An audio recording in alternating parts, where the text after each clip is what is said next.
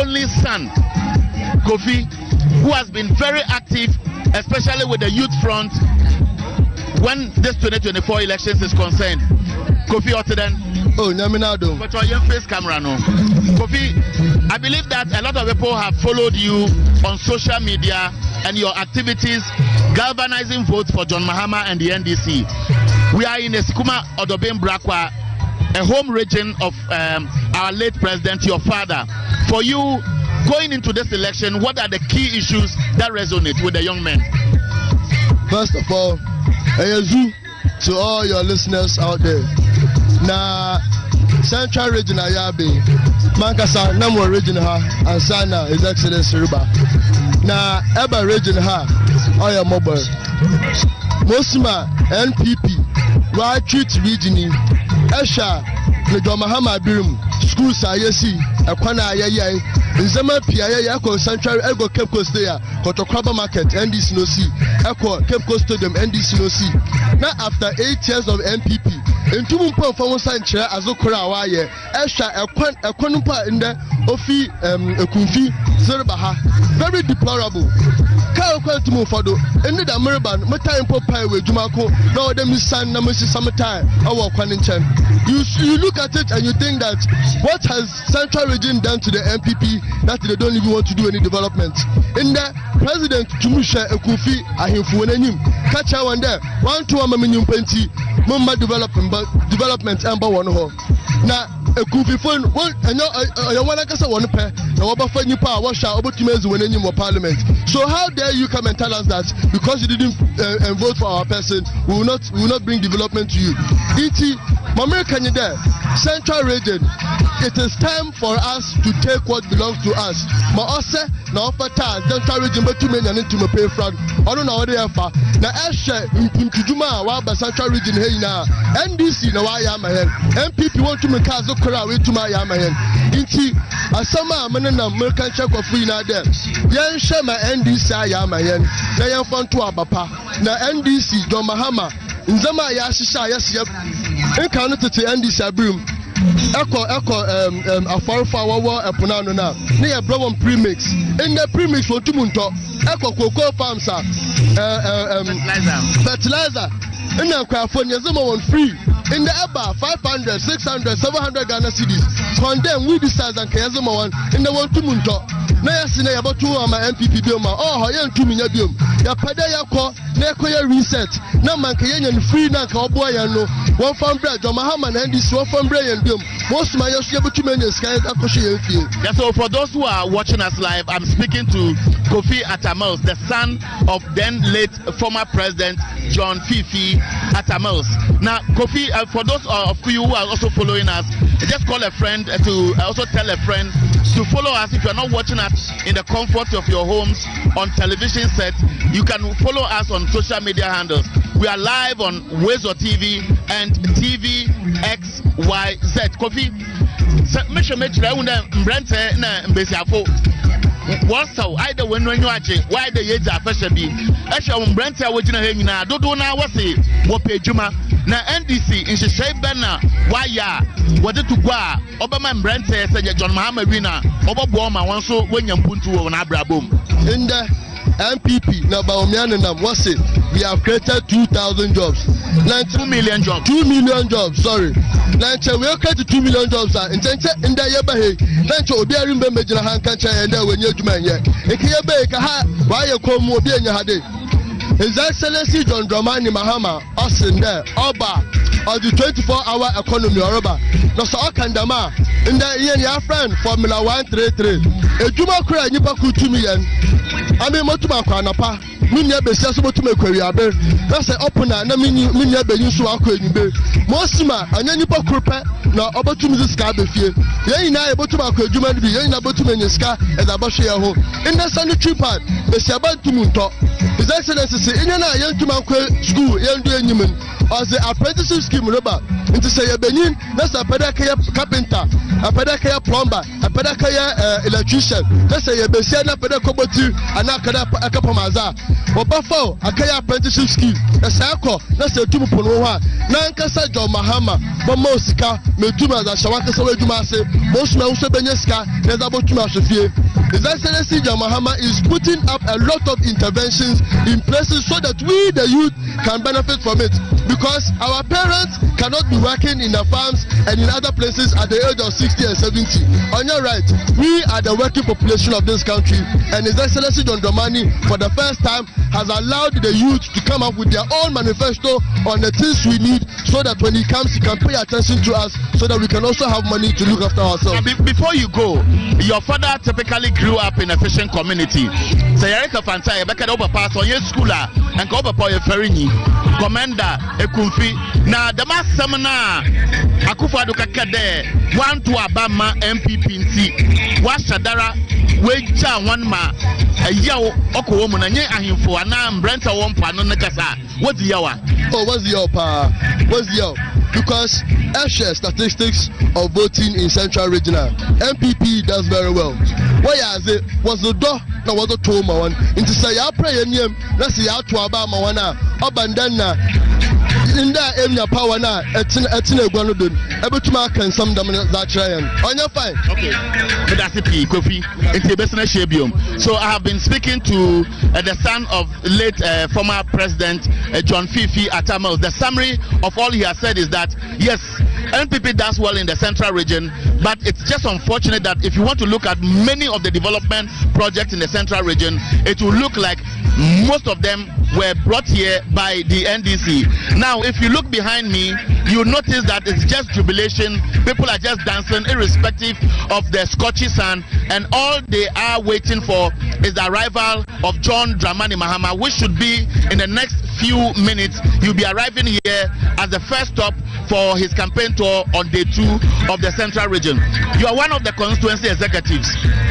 Esikuma Odobe Brakwa is a typical cocoa growing area. Beyond that, what are some of the sources of livelihood for the people, and what do they want to see from NDC if it wins the 2024 elections? Thank you very much. I think first of all, this 2024 election, I could see a change coming in favor of NDC. Because 2020, I was the one who took the MP round to campaign. When you mentioned the name of John Dramani Mahama, you could see that the people were not ready for him. But this time, all the campaigns we have went, I could see that they are all in for John Dramani Mahama.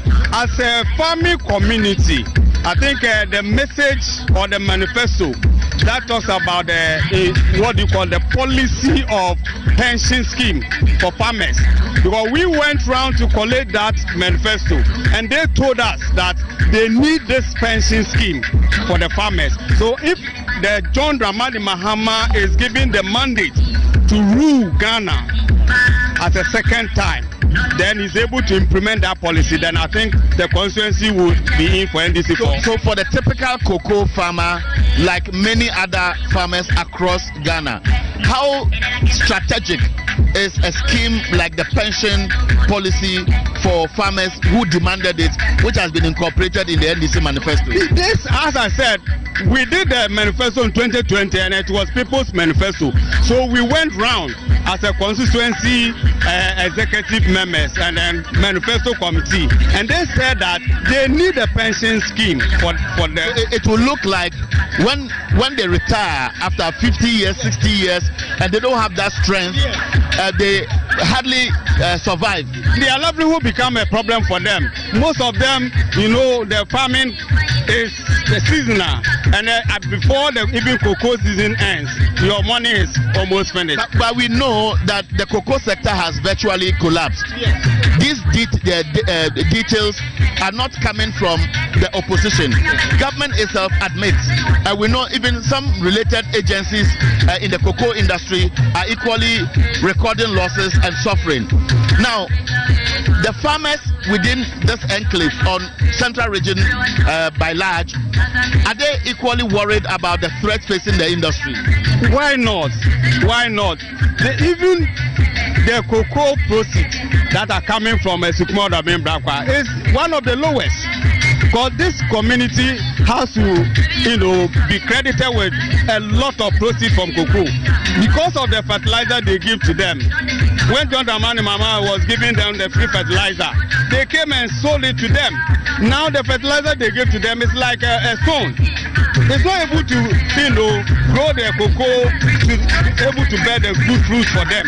So they are worried. And John Dramani Mahama being able to promise them that they will bring back the fertilizer, free fertilizer, which is a quality one. I think the farmers. So beyond that, what do the women want here? The women, most of them are traders. Then this Women Development Bank, when you go around and you sell it, it's very marvelous support for them. So I think that if that policy is able to come to fruition, I think NDC will have trust from the community members. Because when you go around and you mention the Women Development Bank, able to give them the loans to trade, and then with a 6 month period before they pay back. In fact, it's a very fantastic policy they have endorsed. Thank you very much. And so I'll continue engaging. Okay, so hold it. Let me speak to Madam first, because I've spoken to 2 men. Madam, I'm fine. I hope you're also fine. You look sweet. Thank you. Is this to see Mahama or for the love for the NDC? Both, to see Mahama and also for the love of NDC. Okay, so tell me, we are almost 28 days into the elections, and a lot of activities are ramping up. For you, what stands out and makes NDC different? Okay, I think looking at our constituency, NDC is very, particular about our place when they come into power, because there are so many things that we can point our fingers at that the district courts out of NDC administration, right from 92 up to the current situation. So NDC has a lot to talk about when it comes to development in AO. So let's talk to some of them. Okay, when you come to AOB, the main road which links Jumaku and Oda was constructed in 1992 during Kwabena Fosu's time. That is President Rawlings' time. That was the first time we saw bitumen on those roads. It was a feeder road. That is the first one. Then in our constituency, we realized that we used to suffer a lot from Guinea worm, of course. And so they had to give us construct a dam for us, which was also done during Rawlings' time with Honorable Kwabena Fosu. And of course, they got to a point the community was expanding, so a lot of the places were not getting water. So it had to be reconstructed, and it was done thrice the original one. It was actually done by, the expansion was done by the speaker, where he was the minister for housing, works and housing. He expanded it thrice the original one for us. Then electricity, it was 92 that we got, 96 that we got electricity now for the first time. For the first one in 15 communities. It was until 2010-11 that I became a DC that we were able to connect over 80 communities. So I can go on and go on and on. Now, so as a former DC, when you sit back and a member of parliament for this constituency, isn't it? Now, if you sit back and you look at MPP and Akufo-Addo Bawumia 8 years, are you saying, looking at God, that they have not done much? We are doing comparison here. Right. If we are comparing, I don't think they can be compared to our records. Even though our MP is an opposition MP, he's doing his best. And we all know being an opposition in this country, how it looks like. So we are doing our best. If you are comparing, I would say NDC is doing better, or NDC is doing better than MP. Now, so for the women here, that's your last comment before you go. what do you think the women here will benefit or stand to benefit if John Mahama wins, looking at their source of livelihood and their background? Looking at our district, we are predominantly farming community, and of course the women trading. We have these loans that they get from these petty banks, and of course we know the stress they go through. Some of them will have to wake up at dawn and run away because debtors are chasing after them. And so with the introduction of this women bank, I think it's going to go a long way to help the women in the constituency. Thank you very much. I'm happy to talk to you. Right, so we are still at Esikuma Odobeng Brakwa. I just spoke to a former member of parliament, a former DC for the area. If you look here, the place has been well organized. There are people who are seated. There are several of them who are outside on the streets just waiting to catch a glimpse of John Dramani Mahama's convoy before it enters here. Any moment from now they'll be here. But let me continue engaging the party executives. And so for you, Yeka NDC we win about 96, we win about 2012, we win about 2020. MPP for say one day one day abaya baba to you win. No quality. I had a swing constituency. Yeah, win be. Almost win be. That things in Juma NDC no constituency and I MP now why no other. I think this year it's tough for them. This is tough for them. I know the 8 solid years are no project, nothing. 8 years why you are. It doesn't say the good works and this no back no why go there in the right direction. In Brenta Okrom Hano Abadan Horror. I don't want a Juma. Anything about 24-hour economy. I'm not Argentino. We didn't say you want to buy no idea. Sabi no basa obeja here. So be a Juma here. I hope for was it. Come play Juma a school. This is about me post one. Was on to answer exams. No a fairly way. No what to feel. No be a burden. And I'm here. It's the 24-hour economy never. But my boy and I Juma here. You be dasipi. Eti mamenye also nkasa mpacho bra. But down on cameras for you as an elderly man, when you look at these young men and women who have so much expectations, what hurts you and what brings you hope? If you see how the Ghana is going here, you could see that things are going west. So we are working to receive Ghana again. We are working to receive Ghana again. Okay, so John Mahama has arrived. Thank you very much. So let me talk to you. The man I want to speak to before I show you the entry of John Dramani Mahama is Kojo Kwanza. Kojo Kwanza. But John Mahama we bedru ehwe member of Central Region Eben Zaman or mon Kwanse. John Mahama see school dying or your rules or so many things in my Central Region. But Abla was pushing out, Central Region for everyone there. All the other John Mahama back. So this time 2024 election, the people of Central Region they are bringing President Mahama back to come and control his work. But the MPP says, oh, they have done better and they are influencing the people. Is it a worry to you that money is being used to influence people in the region? They can pay every money they like, but let me assure you that MPP is going to lose. This election is not for NDC, it's for Ghana and MPP. MPP are going to vote. All right, so the majority leader in parliament, Dr. Kasil Atoforsen, has just arrived, and I've seen that he's being mobbed by a number of people. I just want to see if I can go there and then speak to him briefly before John Mahama shows in. So I am just trying to weave myself into the crowd, and then let me come through, and then I have here Dr. Kasil Atoforsen. John Mahama will be here any moment from now. He has arrived with you. But for you, Central Region, we are told you are leading the campaign. How is it going? Central Region is for John Mahama. Central Region is going to win. No doubt about that. The evidence is there for all of you to see.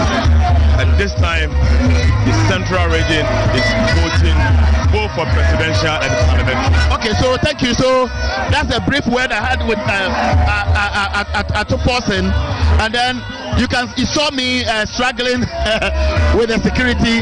That is how the picture has been.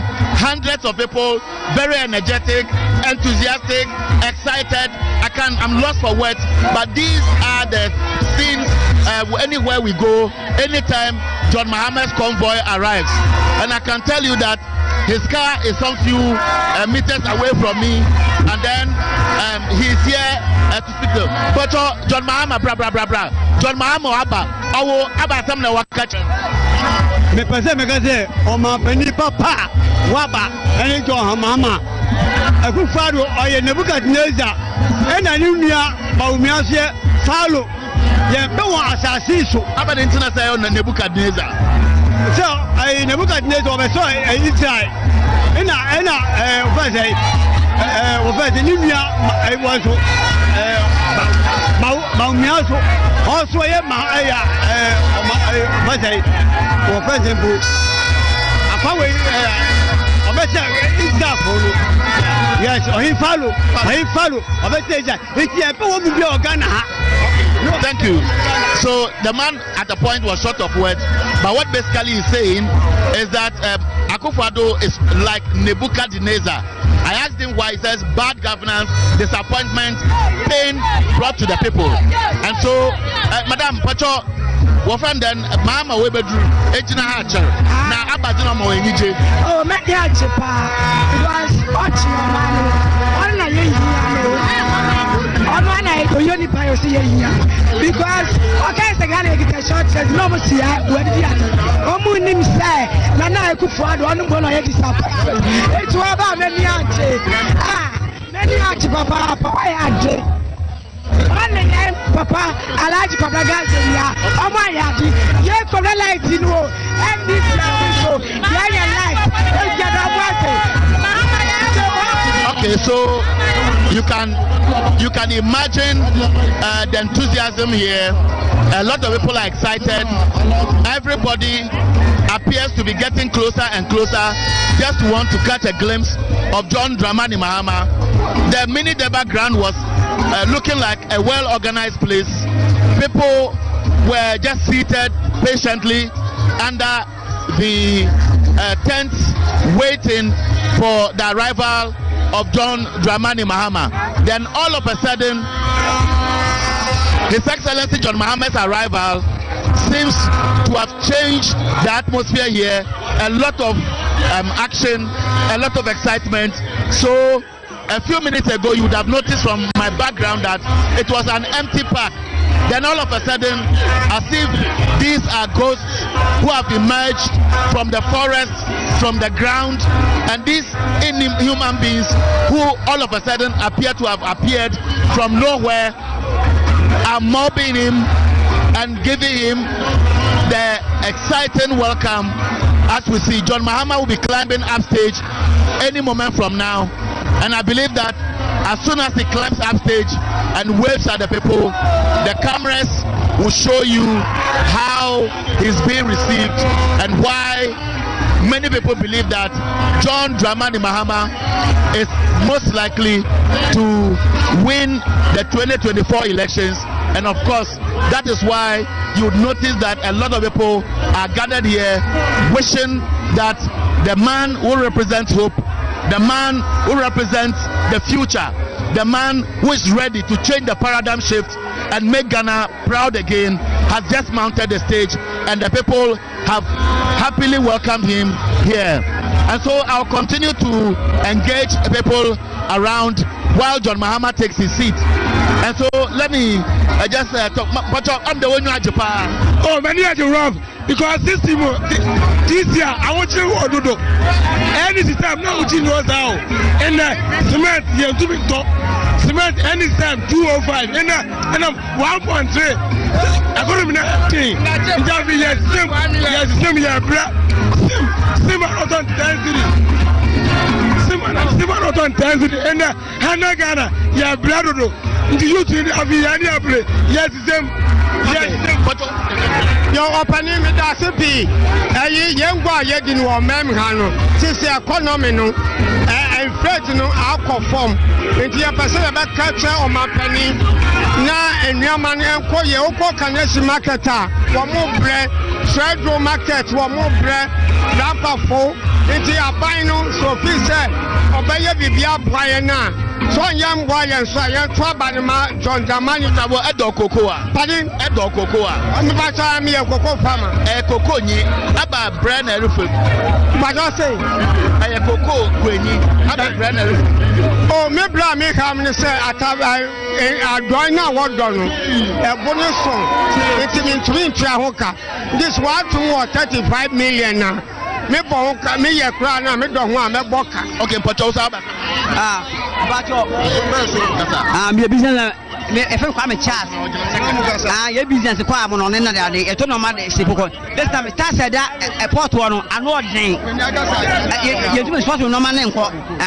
Nti e plan say na Mahama afu e ombra no be jan so obebu amen na nhu say fe be ya e no ma be ko frem. Yo, Pacho kasa tiwa na me. Pacho me ekoko PC. Sena ma ai ekufado. Adi ye koko akwa no nebo no mempe because mimi to koko me pese koko ne price no Cote d'Ivoire akwa no aye 70 million ba ya ha no se na oto so no asa aye 30 million no is already 1 million aka ho yampe ye buafu peaceful ye buafu because in the at least asa ko 40 million but wa fa ma yensa jama peaceful na ye buafu nti ye pese John Dramani Mahama opa Odu koma 60 million and 70 million. Send Cote d'Ivoire price in it, and I talk with prices. So I found Koma and Sadia, peaceful Yebu, a Kwafu Yebu Befu.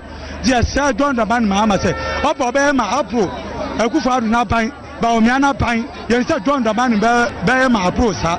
Just Sana, I'm not on any type of so as we speak, the traditional authorities here are coming, and obviously what I see is the typical prayers that will be led by maybe the chief linguist. So while it is ongoing, let me speak to you briefly. Matsede was the scanning name was the dada one. Masa MPP for the scan name what the other any sefono. Na me sas can one from Ramna Mengi. Na encantam gusas canoso. Na mantu amoa. Muhwa ka kire me make 2014-2016 na yamofa wo school na wo kwa SSA sika wodua no na anya sika bia esombu bia sisi amana na owa kama we school mo ko school a baby okwa onya school no okwa wa wasi ye 70 million ansana abofren wenye school for the first year menko mpenyufo rekasa chiame rekasa yenkete enum ye wo wi amasana ba mate bidra me keno. So unfortunately, it looks like it was just a brief welcome message by the traditional authorities here. As we speak, just as John Mahama went round to exchange pleasantries with them, they are also going around shaking hands with the dignitaries who came here with John Dramani Mahama. This is Wezo TV. We are in the Sikuma Odobim Brakwa constituency, and of course this program is also live on TV XYZ. Na Erika Koko Kwafo. I'm the okay. Yankodo. Na Erika there was the skebi na nsembiro kodo. I no question MPP for the skebi dada ma enkaka manu na ndi sefo mayo anu na memma no. Say ye disconnect ye discano na anto ye to a ye de mo no Mahama Ekufo-Addo na ya no bebre first no 2014-2016 na yes na oman ne monete sisi ade ekwaso dodo enti yesre oman peyi Mahama na alaje gansa dem mebri na ye dinachi won wadi na de yebo obomwini na oman mu asia befom boko na say MPP for was wo be no nzema yeye what the free SHS aba oman no mu wa yeye free SHS no na wo bar ko bi a chese wo kotwa be 70 million and 35 million sana wo be we school mu kwan me ko fiata amfi ahwem eskuma ahwem na mekasa anya free what say you free anya free aba the internet say you free onya free o sana say obi ma obe di banana so you free obi e homo mamofra na wako school wo ba wa che said me a wo de ma ho no onso ho entinya da oye so che da kawa wo bo no chen den ka wo school fees an ko ye na ka say school fees mpan ka ye mo man nanka sisiara obi twa obi entwo otwa wa so onko VHS so anya bete obi a wetwa sami madwina ano Mahama na adwina enka sentwa emra makon say bakọ VHS no yo mate but on away abasem no da wa komado ameze zama kind MPP wa say o man uhwe kani senior president ayenya won hihye awoye ma o man no eni nadi ayewo mu a won say we mu omo ambebu man omo sheda so omo be say o man no because no omo document ya friend e japade document uhwe document na wo kind document na it show you clear say omo ba be say o man no look at ade omo dia ba can you imagine say MPP government fee say oya the papa mo man ya anko mu betuetue sika no mu da odi mankrofo se won to abama wen no se sika na free impa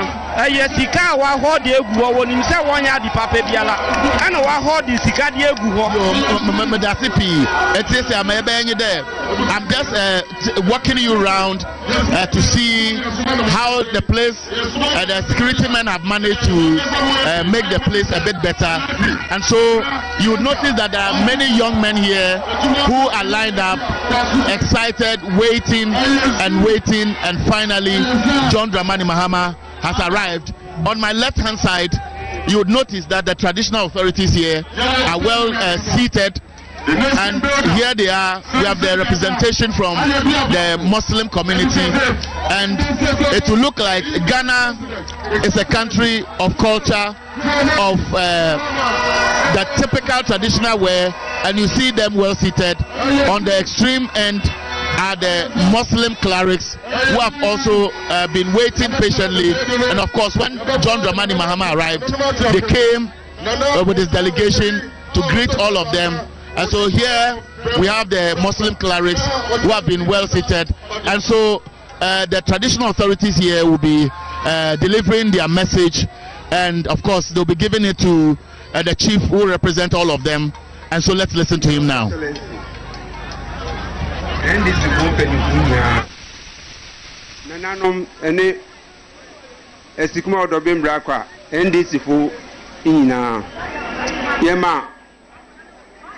His Excellency Emmanuel Akwaba na yazam kakra o say ex-president Atamirs Obaeno this is hina himfie wa hina osiesia himfie ni nyina satam no na Brakwa ni ye ni hin nti yan himfie no wansiesie sese akohwe ya himfie na asaya to the sense obi awura ho kra nyeye nti misre His Excellency senyame yadom na se oba ya himfie no mana ne wuremfi na onhwe maye ni atuso Brakwa ha yufo wa ha nkatestia ne mrante wekumi ha adwuma bie ni ha yenya adwuma nye umofra ne memma ne mbayo a omne namba sabasabasa Brakwa so ye kura ye tubanche pa ye adwuma papa Brakwa ha ndi ze kebetumi a enka omeye gare factory imayen se na be ya youth ne wa hanso obenya adwuma akakra ye ni kan sa so a ofri Brakwa eko odobin just 10 kilometers is ekwana say to say me urban minim be of fire na so hot of fire there honorable atofos ni onim ni amika nyina ekwana assay to the sense ye MP Al Hassan ena obuabua yen kakra ho a no de machine betwa so na so this machine twa so no wan ya nsu tope na ekwana assay nti misre Your Excellency misrew nyame yadom a ye nyina ye bompai na se oba Brakwa ni odobin ekwan ne de ye kwanti etia just 10 kilometers bombodia na ye mayen yesrew afeso Brakwa ufi Brakwa eko across just a stone throw from here Brakwa to across is just a stone throw in this no so ɔdebɛto no agenda so na wɔyɛ ama no Mr. Julius Debra wei de mede hyɛ wo nsa bɔ mmɔden a na yɛn kwan no ofiri Brakwa ɛkɔ akorɔ so kwan no de bɔ mmɔden a na monhwɛ na monyɛ ma yɛn na mmom ne yɛhia me paa yɛ sɛsi a Your Excellency ɛyɛ event a yɛyɛ ne nde yi apolisifoɔ aba ha no ɛdɔɔso se Brakwa ha nyinaa mpɔtam ha nyinaa ɛkɔ fosuansa asikuma da nyinaa apolisifoɔ hɔ nyinaa wɔyɛ 9 apolisifoɔ nkurunkuru 9 the whole ayi nyinaa apolisifoɔ nkurunkuru 9 pɛ na yɛkuru ha nti you just imagine the security nti ɛkorɔ ne nneɛma ɛkɔ so okurum ya apolisifoɔ 9 wontumi nyɛ hwee nti ɛsrɛ wa ɛyɛ de mani bade srɛ na mede tum anim honorable Atoforsin mumɔmɔden na mummrɛ yɛ apolisifoɔ kakra nka ho na yɛyɛ mɔbɔ yɛsrɛ mu a manu asi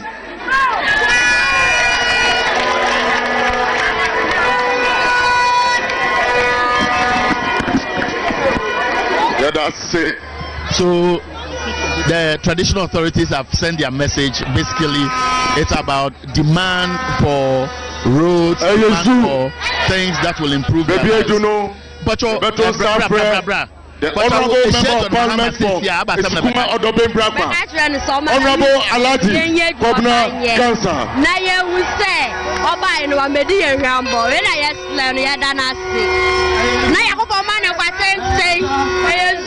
Okay, so let's go and listen. Let me talk to you, madam. It's a schedule, Mahama Basam Nebekatre. Yeah, Papa Mahama Ba. Yeah, what about Toya? As a major about or man, say, yeah, Brett, and I'm more cap for 50. Yeah, Brett. Since there was a free education, also you're free. Okay, in CFNC, are a penny because I take it in. Yeah, Penia, Oba, Abem, and His Excellency John Dramani Mahama. John Dramani Mahama Nabreso. Anna, Esikuma acquire in Krasequire to upper seminar, Mitran or 2016. Mitran or 2016, no? If you grade a million or the man in a literature, final 8 years down the line, Yakwani na at the pan some year. Me can say one mammy, grader. Nanka, Minto Fangungum near Fincha Quina was Marsha Walla, Minto Tom Pretty. Ente me command finding Kakanka Crabano, Name Bobuano, Namidia Yaquia West Commodore Bring Brakwa na. Nananum, I may just say, may they see many to say, may see children's Brock, Ediama, Brakwa mine. Yamianimni, Your Excellency, children's Brock and Naye, F.I. Mafra 7 pet. Na say, Yamiadum, in Kakanka, Mercy, 30 capacity children's Brock. Aka mboso aka samedi ndu abeguso no maboso Brakwa polyclinic ahwa so wo OPD Alhaji na me refa bese ma won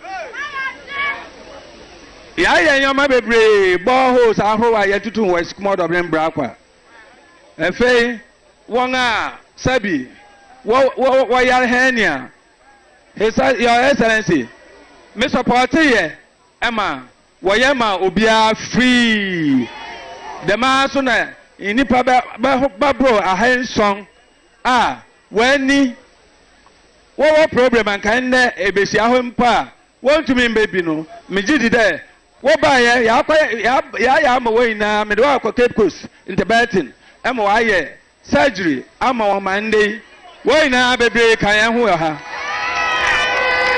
ezu sayasi agaka yoma ya wieda miracle intino yebetwitwa so na omampani ebegina ha omampani asamba akuna meka na matrase yako aprobo yedu schools bebrea from kindergarten to JHS a child for our mienu adentra akɔ training college wi a wɔse san kɔyɛ licensing exams bi na wɔwie nso a wɔn aka no wɔyɛ fail wɔn yɛwɔ akyerɛkyerɛfo bebree a wɔyɛ krado sɛ wɔawie training college anko wɔyɛ krado dɛ wɔyɛ wɔn a wɔapaase mpo wɔn fa wɔn ɛnkɔtua sika a wɔn fa wɔn nti your excellency megye di dɛ ɛhɔ no ɛba brakwafo ɛna brɛma man nyinaa wɔtie ne ɛbɛka afa ho ndamase nyame nhyira yi nada. So the member of parliament has just finished speaking. Let's continue monitoring. Any moment from now, John Dramani Mahama will be invited to come and do his presentation. So the Central Regional Chairman of the party has been invited to come and make a brief presentation, and of course, after which I am pretty sure he will introduce the flag bearer of the NDC, His Excellency John Dramani Mahama. Let's listen. Brakwa for more. Alaji, Uncle second term, and Uncle second term. And the year 2 so. Now I compare me, Papa Abefie. And me also say, I say, yes, I'm one no Uncle. Now our opposition ponyo. And I should Juma Odibo mine. Na bra. Alaji Gansa abre 4 years. Ayen papa Ekufuado na kase. Constituency a want to amano no. Onye dwuma mmoa won. On e waka ne clear. Enti se MP owo opposition na yo orphan. We to make this dwuma yi e de aboa esikuma do bembra kwa. Na se onya eja ote egua so a. Den e besu okrom ha. Na some people so ya aye akondo aye heja bebia ogana se ene ye to aba ne a mi susu nka ye be wi na ma bro so na aso se yesuma ye nua na okona go fampuntu djuma ba no ena o se ye bedan ye echi de akoma obi a obepre na obepre ye beze ni mpuntu e de asma na ode aba nti ne awabre no ena neja aba nti ono na oko neja ho akwaji mpuntu e de abre yen nti maame na one nam na oso yo ba na no ono no ye nim no because work opposition John Dramani Mahama ontum ni ye adwuma because onjini ndi na Alaji Gansa do ye nim no ye jinidi na oni abemu mpo ye nim ne awaye nti ebe plano so asa akobiom na wetumi eche baby a obetum di mpuntu kese etuma Brakwa nti eba ye se JM so be ka kire mo se mumbo Alaji Gansa na baso na onya kwan ombo amo na minim se owi na ode be se baby ye na wetuma abo amo nti so be bo ane dia na ese prepare kwem na edema yem papa asema ese oka kire mo e wo Alaji Gansa ho na oka e wo Brakwa ho e de kire mo nti se mo enije na ho a na se ye ni beje na ebebo nsema why say yemfa ahose pekese yemfa hia His Excellency the nation builder John Dramani Mahama no find them down no family medamu ina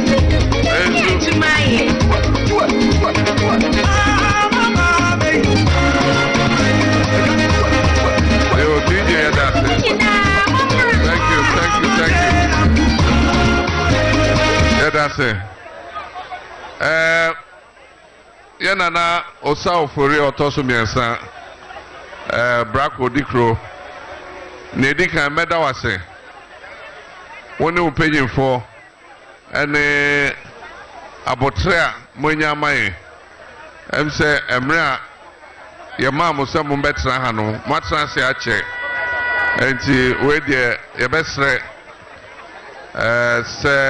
monfa chen mia mehu say na mo akwan sitie emra ka e wo se difficult ko se bedru ha akwan na nye enti ama ya che wo kwan so kakra ezu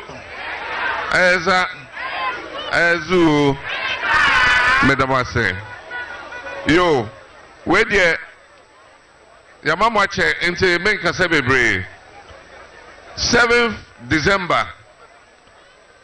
Ye Kotuaba, Senya Yano, and Fian Nibia, and Renaso. Na Pa Thomas Etun Jumbi say, Sika, Muja, some artists anyum no. Sika Muja. Aha. Enti wo hwe oman bia esikasem a eje se oman ni sikasem a ye economy no eno na ekuta bibia se oman sikasem ye na enjuma ekoso a ema bibia enso koso ema binu nya ejuma ye omo we ejuma omo nya mfaso na omo esi factory foforo anase omo asa bie ejuma foforo ema amaino apomude ko enim yetimi si ayaksabia yetimi twe kani amanipa yetimi manipa nsuo yetimi yi akwan yetimi si a police station enyoma bebre na wutimi yese usika semia enso se koba se aban boni sebi ebehwe mo so na musika sem ana economy no ekofoma na echese bibia ewo ho bia na se bibia ka ho bia na eno so akofom ezu eza enti ni ehia titru a eye ndisi aban foforo eba ene se yebebo modern na Ghana sika sem se ni akofo ado ni ba omia ama akofom no na yasa peja yesika sem no economy no ni yasa peja no ezu eza ene enyoma ayeden ama Ghana fo nyina nipa kakre bi eno mo ho atom minim sɛ ye nyina yete ha memeka ho nananom nyina ka ho ye ho kyere ye ya setira no enko yie enti abatuo ye a ye kwoto yi nia ewo se ye bisa ye ho ne se ya setira no ekoyie ana se enkoyie ezu na se asetira no enkoyie ene aban a atra so hye wotwe no ede na wo se ye e wo se system ezu eza na wo hwe senia nana akufado ne baomia ene omo keka kire ye abra ndc aban wo mu no enye saade no na omaye ebo hye akese a omo hye Ghana for emse omo ntimi ndi omo bo hye do so enti emre na so se osono no a eba krom a abese ye bibia emre na so se sa sono no ye pabno no sanko enwurem ezu eza modemo hwade Abraham disi wa bamu ede no mo kae se petrol boy den dodo yetimi ntomeboa na samre no na petrol ese na ye 14 cedis gallon baako ene so de sa petrol gallon no Brakwa mente ha intimi nim se na moton no ese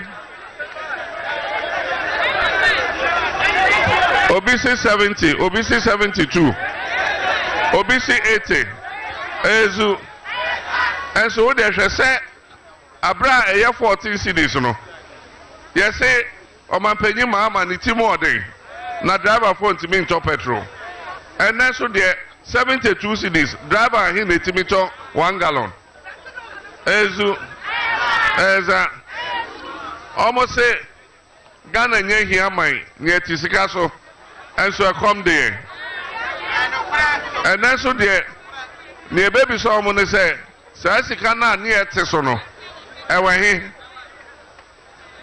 abra yɛ wɔ abɛɛbo yɛsɛ aduane boɔ ɔden ɛnso abra NDC wɔ hɔ no na dɔkono baako ɛyɛ 1 cedi pɛ wokuta 1 cedi a wobɛnya dɔkono edi ɛnɛ so deɛ Brakwa minim dɔkono yɛ sɛn wɔ ha ɛyɛ sɛn 5 cedis yɛsɛ 7 cedis nyinaa wɔ mu obi nso sɛ 10 cedis nyinaa wɔ mu ezu ɛza enti ɛkyɛ sɛ wonni 5 cedis a wonya dɔkono ndi 5 cedis dɔkono nso ketewa bi sɛ akwadaa mpo tumi mmene baako ezu ɛza abra ndis wɔ aban mu a yɛsɛ yɛnim ɔman no so hwɛ na cement bɔtɔ baako na yɛ 24 cedis Brakwa minim sɛ nea motɔn cement ɛnɛ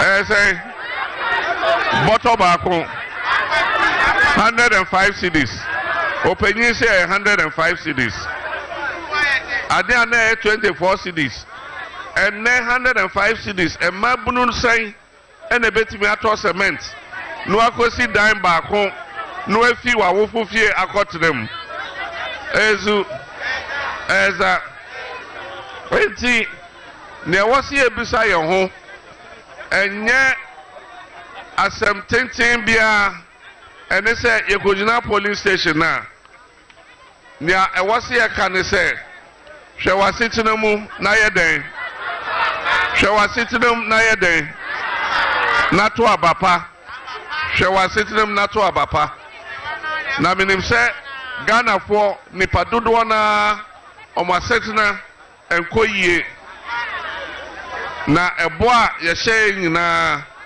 anka nana aka sɛ nana sɛ yɛba yɛmbɛsi gari factory anka gari factory nso ɛyɛ adeɛ ɛyɛ den anka 1 district 1 factory anka yɛmbɛsi gari factory ɛwɔ Brakwa ha ɛnso nyame adom inshallah imam bɛseɛ inshallah abato a yɛbɛtui NDC ebedi nkunim ɛwɔ abato no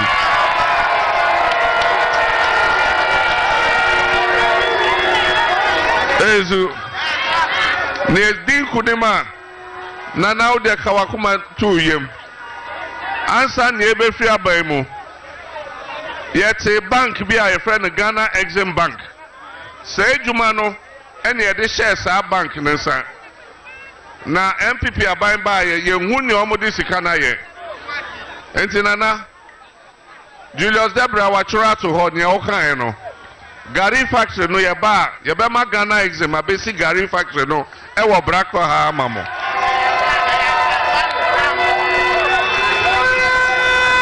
ezu ɛza abraw yɛwɔ aban mu so yɛhwɛ beebi a yɛyɛ koko ekwie adwuma efisɛ mmerɛ biara yɛde koko no kɔ a na yɛakɔgye sika ɛwɔ amanɔne de aba ɛnso wokɔ beebi a yɛte koko na akwan ne nyinaa asɛe enti yɛyɛ adwene sɛ afi biara yɛde koko no kɔ a yɛbɛte sika no bi $250 million na beebi a yɛte koko biara yɛbɛsiesie akwan no ampa nso yɛhyɛ ase yɛde saa mo akwan bebree ɛde ma contract a contractor for ɛyɛ hu adwuma aban foforɔ baeɛ a yɛsɛ obiara ɛngya n'adwuma nto hɔ na ɔmpɛ sɛ ɔmo hwehwɛ mu ansa ɛmfie wɔtwe ni saa akwan no bebree ɔmo agya egu hɔ ɔmo hwehwɛ mu yie ezu ɛnso nyame adom yɛba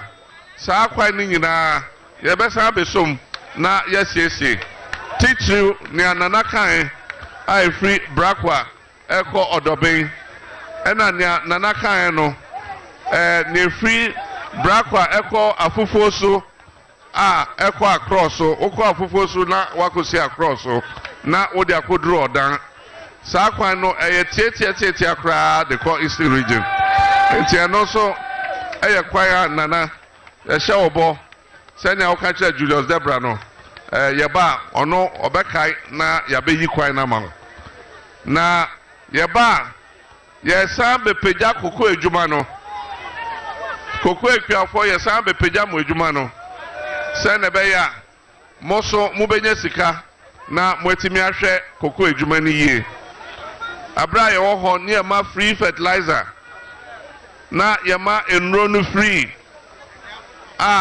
koko ekwani wote koko na de kwa na etua uka at once ye tua nso a na de bonus account nso eneso de ejuma na akofom enti ye ba ye besa peja koko ekwe ejuma no na omuso omunya hoto ezu eza nana alaji gansa emse wabone homodin enye na aban na wo ho nso hwe kakra a waye no eso enipa na minim ema obia na da minim se ye ka se na aban na eba enti afa de na aban ba obeye na eche nsa kra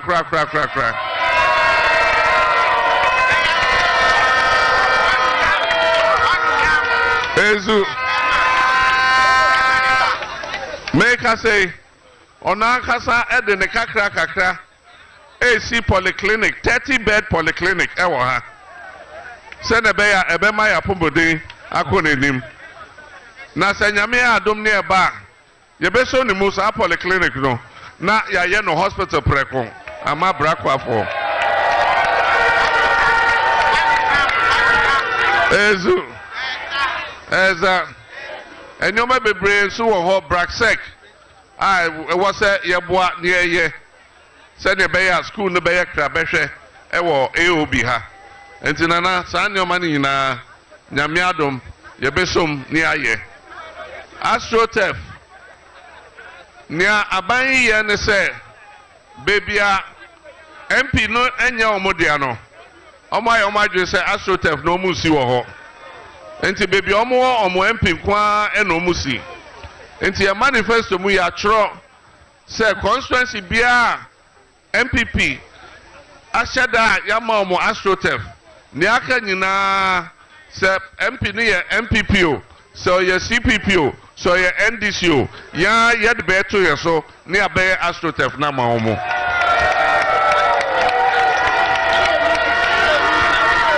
if you say yenye nipa yeyimu enti nyame adoma NDC ba sa jumedie no ye beba be ya mamo ezu eza adeba ko a ewo se ye hwe se ye beyi obi se nipa no embedi eso ana se nipa no embedi e kan a eye se nipa no mo fa nukredie endi agro enti odikro oti ho sei anko nye nipa ye woni mugidi a anke amfa de ntena akonja no so se ne okase na ochina odane na no a anka ba na moyi ni mpaboa eyi na efi akonja no so ezu enso oye nipa odi no krenti enti ena ye nyina ye di nachi saa nso na open amampanyi adwuma no e wo se ye nya nipa emre bia oka no kreche amanfo no men ka se upe tu minti no abeka se oh yeba ma emabunu iPhone no mocha no 1 CD 2 CD 1 CD 2 CD ezu enne me no ka se ade a emabunu ehia echen bibia ene se ombenye adwuma ebe se emabunu no omunye adwuma omo akasa betimi ato omo mobile phone ezu enti yeba ene se yebe ye 24-hour economy na yetimi abie nnwuma bebre na emabunu enyaye eobi ha asase wo ho ensio wo ho bibia ehia se yebetimi aye kwedwuma no enya sika ewo ha enti yeba sa enjuma no te se banchi amuye yebeshe mukina ni aye gari koko ejuma ni yebeshe mukina abe ejuma yebedua abe ewo ehanyina se na be ya yete abe no na ye wo ho factory ni aye engo koko na ye di akoton na sikaba AOB enti AOB nyame adoma NDC ba mode montumpa pabefra ezu eza ye banso a ye besiesie sika asem no me empapa NDC ba ye wo mema ne ma omo wonimdie me wo hwe Ghana ha nyina na ope politician wo experience chamia wonya ezu eza because we share politics more jine bie ni ho a min di bida a free MP deputy minister kosi vice president kosi president na we share pepenso aga na edru no edru se MMP na yempeja oman no ensi na nanso wonsom eni nipa enti a experienced driver eni here and yet driver mate eni here samre ezu eza baby agana yeshen edru no ditch na akotomu no and yet bait ne beti me yi free ditch no mo a experienced driver ne beti me yi enti edanu dru ha monto ema NDC na okoto wa bana wo de hwehwe chinie no eno anehia efise abato okrata no so ye nchuro number bia wo so enti ukona wo hwehwe number 8 awuhu because ye nchuro number wo so enti ukwa wo de hwehwe chinie no uhu chinie na adaka na ewo chinie no nchen na wo de ukokromoti na wo de ato inkrumo na wo de team ho wo de team ho ya papa usaye ansa no asan Socrates num enya sa okokroboti no bekwa ko team baby foforo a team baby foforo a na chese asai ezu eza atija for ha ezu senior mekan a teacher for a what training college e chese ombewie wumo wi a ye mamu wi ansa no achro exam biom ansa no abe teacher ni ye de beka wo social wo chro final year no aye your license no so preko wo wi a wo pia e chese why teacher ezu mo pie nso a afibia ye be fa teacher for wo ko tue sika bia ansa no bia fa wo afibia ye be fa teacher for afibia ye be fa nurse for se na be ya ye betimi anya edwuma ama ye mabunu ezu eza afenso se uye nipa uye edwuma ma aban ana se woje akatua bosom bia ye wo nhihia ye de ba ope moto ana aka aketwa ye betimi aboa no age ne atete afiri usikam kakra kopem se obetu awie ezu eza enti endoma bebre free SHS ye be siesie ni yie se na be ya mfaso amaye ama awofo ne nkoda no sika na ye de ma buffer stock no ye mfa ma omu biom ye de sai sika no be ma Brakwa secondary schools no ye de be omu sika be ma omu no mo aka so mo akoto omu duane no mo aka so mo akoto omu duane enti ebema omuduane ayeye chen senia omudi sesia afenso double track no yebeye free ho ezu eza yankwada ewo secondary school no yankwada mana ewo secondary school no eto de bia omo school be dam yesa dan 9 danum every say a drew sa mreno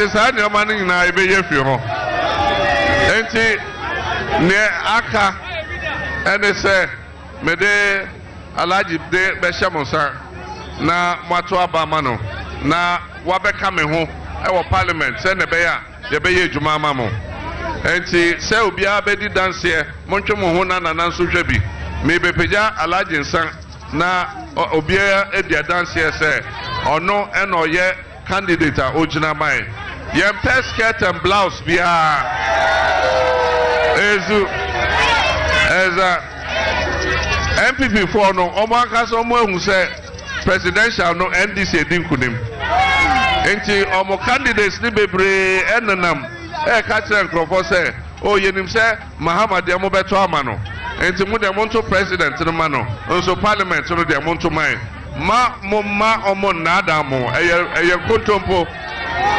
ezu ɛza akwan a yɛka sɛ ebɛba abɛsiesie ne yɛpagya Brakwa polyclinic apagya yɛ no hospital ne abɛyɛ police station fɛfɛɛfɛ ne yɛde police more abrɛ mo sɛ yɛnya nipa dodoɔ ɛwɔ mmeransa bedwa mu a ɛne ɛkɔ ne ɛkɔgye sika ɔmo mfa ɔmo nsa nto so ɛnsan ne krataa no nti ɔsɛ mo de alagye gansa ka me ho sɛ ne bɛyɛ nneɛma a yɛaka sɛ yɛbɛyɛ nyinaa yɛkɔ a ne yɛtumi ayɛ ama mo nti sɛ moto ma JM a na moato aba honorable Alhaji Gansa. So John Mahama has just introduced the parliamentary candidate, equally the member of parliament for the area. So from here we are going to Ejumako Besiase in the Ejumako Enyan constituency, which is owned by Kaisel Atoforsen, who is the majority leader in parliament. So in the next few minutes we'll be back on Wezo TV and TV